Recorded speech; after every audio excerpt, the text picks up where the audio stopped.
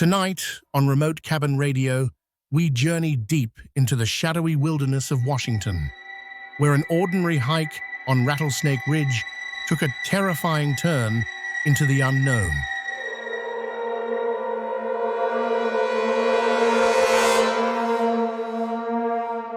Two friends, armed only with their courage, stumbled upon a creature of unimaginable size.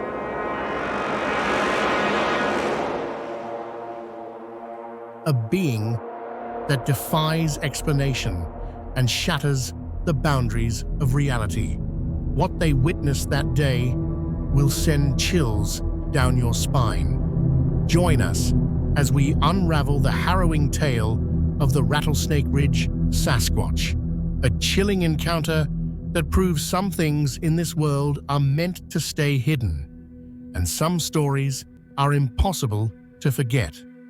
This is Remote Cabin Radio, where history and mystery come alive.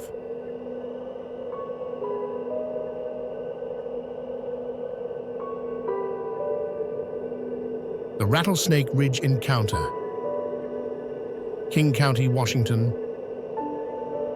July 1998, approximately 1 p.m. Rattlesnake Ridge, nestled in the shadows of the Issaquah Alps, rises from the intersection of State Route 18 and I-90, stretching southeast for about 7 air miles.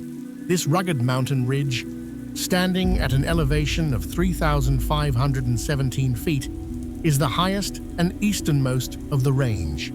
A tangled web of abandoned logging roads and carefully constructed trails leads from the Snoqualmie Point trailhead at exit 27 on I-90, all the way to the Rattlesnake Lake trailhead near exit 32.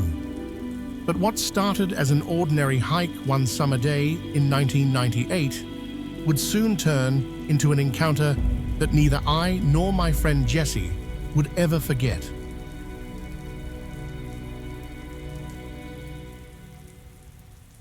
We arrived at the gravel parking lot around 1 o'clock p.m., the sun already high in the sky. Jesse, a geology student at Seattle University, and I were on a mission to collect rocks for his class. The trailhead, usually buzzing with life, felt eerily quiet.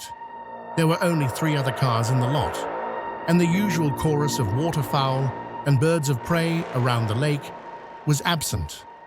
An uneasy stillness hung in the air, making the hairs on the back of my neck stand on end. With our backpacks loaded with lunch, flashlights, waterproof matches, extra batteries, 2 walkie-talkies, a cell phone, and a first aid kit, we set out. I carried a knife attached to my rucksack's shoulder strap and an H&K pistol in my fanny pack, a precaution I'd taken many times before. Little did I know how much I'd come to rely on those instincts. We began our hike on the main trail, following it around the lake before veering off into the rugged terrain, ascending diagonally toward the mountain's rock face. After about 20 minutes, we stumbled upon a small creek, its water glistening as it wound its way downhill.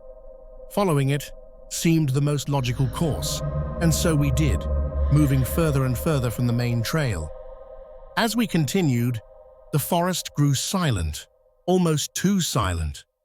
The only sounds were our heavy breathing and the crunch of leaves beneath our boots. That's when we first heard it, a strange, loud slurping sound echoing from somewhere ahead of us. Jesse and I exchanged bewildered glances, but pressed on, the noise growing louder with each step. The creek looped around a small hill, and just as we crested it, Jesse froze. I nearly collided with him, but the look on his face stopped me cold. Following his gaze, I saw it too.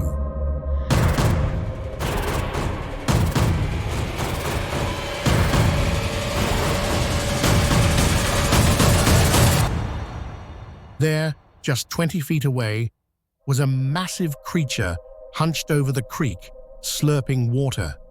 At first, I thought it was a bear, but as my eyes adjusted, I realized with a jolt of terror that this was no ordinary animal. It was enormous, with a pair of feet, actual feet, not paws or hooves, each with 5 toes. The feet were a dusty gray, resembling the tough, worn soles of a dog's paw, but far more grotesque in scale. The creature's glutes were the size of a Clydesdale's hindquarters, covered in dark, matted hair that looked like it had been dragged through a mud pit. My mind raced as I tried to comprehend what I was seeing. The creature was male, that much was clear. The smell emanating from it was overwhelming, putrid and nauseating, unlike anything I had ever encountered. My mouth went dry, and I felt the bile rising in my throat, struggling to keep from vomiting as Jesse stood beside me, his face beet red, eyes watering as he fought the same urge. Suddenly, the creature moved. In one fluid motion, it stood up to its full height and spun around to face us, letting out a thunderous bark that made the trees tremble. It assumed a defensive posture, fists clenched, arms raised like a boxer. The sight of this creature towering over us, easily 10 to 12 feet tall, was enough to freeze me in place. Its eyes, black and cold like a shark's, locked onto ours, its massive chest heaving with each breath. For what felt like an eternity, we stood there, locked in a silent standoff. My mind raced with thoughts of grabbing my pistol, but I knew it would be futile. Even if I emptied the entire clip, the creature was so close, so powerful, that it could easily reach us before we could do any real damage. I tried to take in every detail, committing its form to memory. The creature was a marvel of muscle and power. Its feet were massive, over 20 inches long, with toenails and fingernails tinted dark orange.